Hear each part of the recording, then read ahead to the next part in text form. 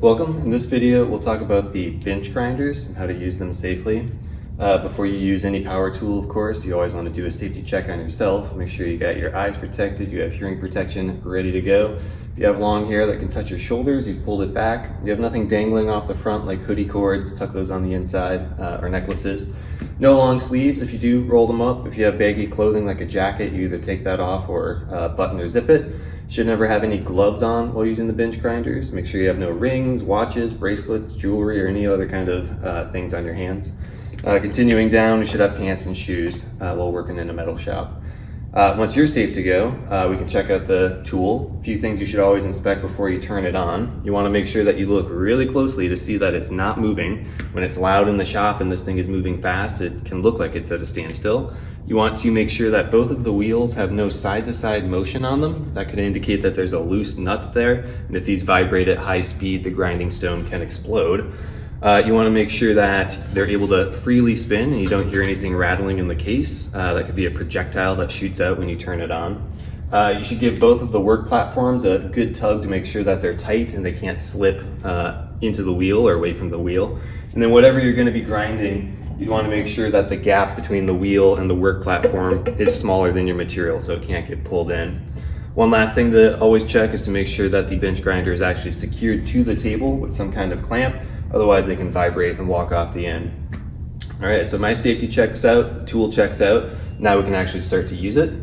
When you first turn on the machine, you want to make sure that you stand to the side for about 5 seconds until it gets up to full speed. That's going to ensure that if anything does go wrong, you're not going to be in the way of the projectiles that come out.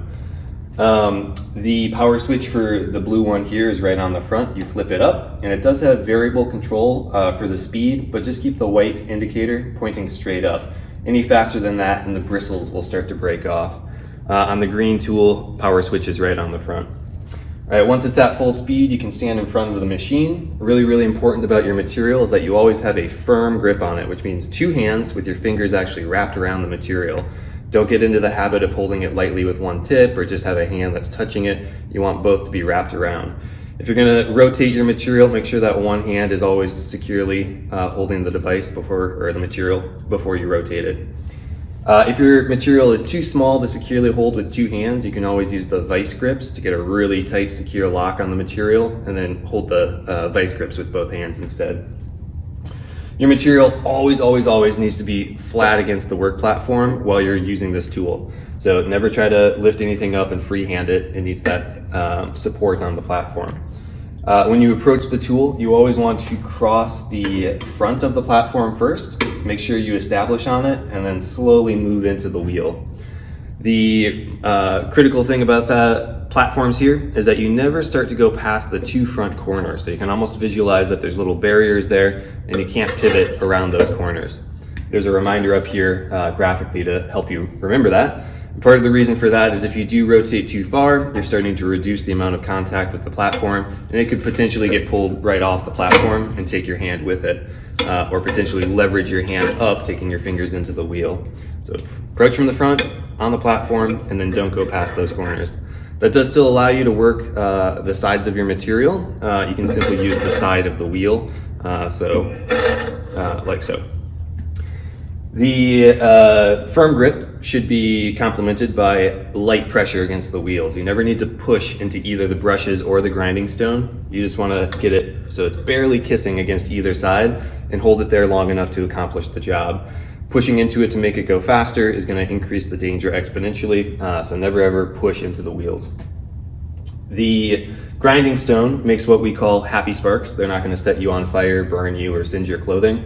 But on the bristle side, the wire does tend to break off and you'll feel it hit your skin. So just make sure you're anticipating that's going to happen so that you don't get startled and lose control of your material. Just kind of brace through it and keep a firm two-handed grip on it at all times. When you're done with the machine and you turn it off, this is true of any tool in the shop, you never want to walk away from it while it's still in motion. So this has a lot of inertia and will take a long time if you just let it stop on its own. So once the power is off, push your material into the wire brush side to bring it to a complete stop, and then you can walk away.